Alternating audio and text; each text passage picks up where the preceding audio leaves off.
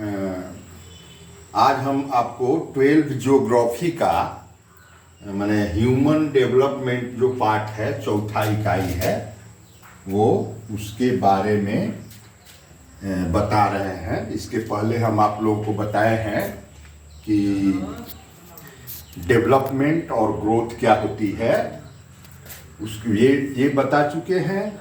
और फिर आपको बताए हैं 2-3 वीडियो बना के, उसी क्रम में आज ये बता रहे हैं कि कॉन्सेप्ट ऑफ ह्यूमन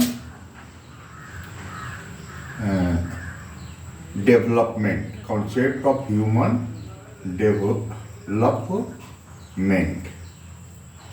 ये क्या है कॉन्सेप्ट। हालांकि ये शुरू में होना चाहिए कि चूंकि ये ह्यूमन डेवलपमेंट जो पार्ट है वो इसी पर आधारित है कि मानव विकास की अवधारणा क्या है। इसका हिंदी होता है मानव विकास की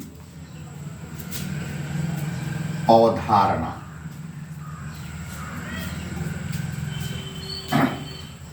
तो इसके क्रम में जानना है कि 1980 और 90 के दशक में पाकिस्तान के एक अर्थशास्त्री हुए डॉक्टर महमूद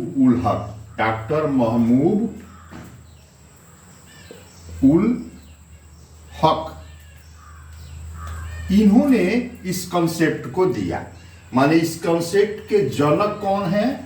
तो डॉक्टर महमूद उल हक, ये इसके जनक है।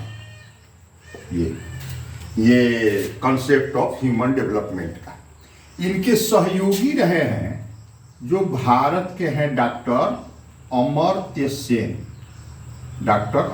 सेन, ये इनके सहयोगी रहे हैं। तो इन दोनों ने मिलके और 1980-90 के दशक में ये मानव विकास से संबंधी जो अवधारणा है, मानव विकास की जो अवधारणा है, उसके संबंध में अपना सारा रिपोर्टिंग जो है तैयार करके और संयुक्त राष्ट्र संघ के सामने प्रस्तुत किया और संयुक्त राष्ट्र संघ ने उसको स्वीकार कर लिया। तो उसी कॉन्सेप्ट को हम लोग आज जानने का प्रयास करेंगे। इन्होंने क्या कहा? डॉक्टर महमूद उल हक ने कहा, डॉक्टर महमूद उल हक, इन्होंने कहा कि विकल्पों में वृद्धि होनी चाहिए। और डॉक्टर अमर्त्य सेन ने क्या कहा? मुख्य बात, वो तो पूरा उनका किताब है बड़ा, डॉक्टर अमर्त्य सेन, इन्होंने कहा कि स्वतंत्रता में वृद्धि होनी चाहिए। दोनों एक दूसरे के पूरक हैं। माने इन्हीं के कंसेप्ट को और आगे बढ़ाते हुए इन्होंने कहा कि स्वतंत्रता में वृद्धि किस चीज के लिए? तो मनुष्य के सामने विकल्पों में वृद्धि होनी चाहिए। और डॉक्टर अमर्त्य सेन ने कहा कि इन विकल्पों को चुनने की स्वतंत्रता होनी चाहिए, उसकी स्वतंत्रता में वृद्धि होनी चाहिए। तो ये कॉन्सेप्ट है, ये किस चीज पर आधारित है? ये 3 चीजों पर आधारित है। जो पिछला वीडियो में हमने बताया है वही 3 चीज जो है उस पर ये आधारित है, जिसमें बताया गया है कि मानव विकास के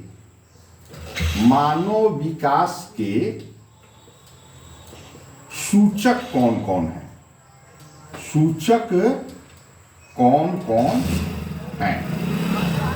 इसी पर डॉक्टर महमूद उल हक का जो है पहला, इसमें क्या बताया गया है कि शिक्षा,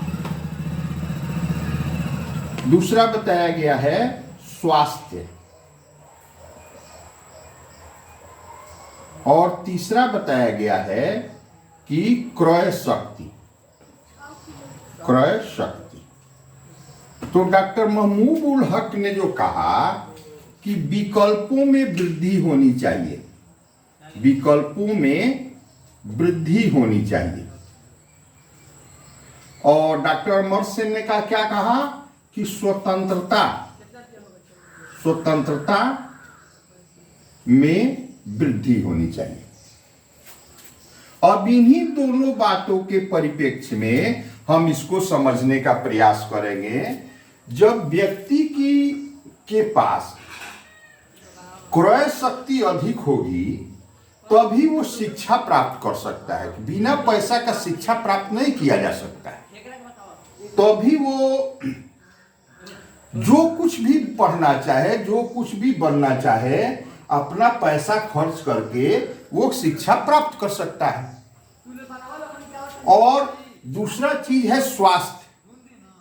गरीब लोग कहाँ इलाज कराते हैं? छोटे मोटे डॉक्टर के यहाँ, दवाई के दुकान के यहाँ से पूछ के अपना दवा ले लेते हैं, इलाज करवाते हैं। आप बड़े अस्पतालों में नहीं जाते हैं। अच्छे जो पेशेवर डॉक्टर है उनका सेवा वो नहीं प्राप्त कर सकते हैं, काहे कि उनके पास क्रय शक्ति नहीं है। तो ये अगर रहता है तो भी शिक्षा प्राप्त करने का विकल्प में वृद्धि होगा, स्वास्थ्य माने इलाज कराने के विकल्प में वृद्धि होगा, और आप कर सकते हैं। आपके पास स्वतंत्रता रहेगी। स्वतंत्रता है कि हम यहाँ पढ़ें या दिल्ली पढ़ें या मद्रास पढ़ें या कलकत्ता पढ़ें या कहीं चाहे या विदेश में जाके पढ़ें।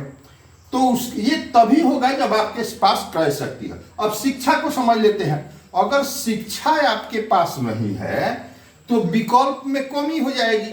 फिर देखिए वो इसको प्रभावित करता है विकल्प, क्योंकि अगर शिक्षा नहीं है तो आप टीचर नहीं बन सकते हैं, आप डॉक्टर नहीं बन सकते हैं, आप इंजीनियर नहीं बन सकते हैं। तो बहुत सारा विकल्प जो शिक्षा पहले उसके लिए जरूरी है वो काम आप नहीं कर सकते हैं।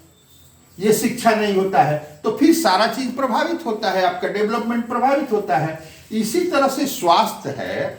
अगर स्वास्थ्य खराब है और ये दोनों रह के भी आप वो नहीं कर सकते हैं, आपके पास स्वतंत्रता नहीं है।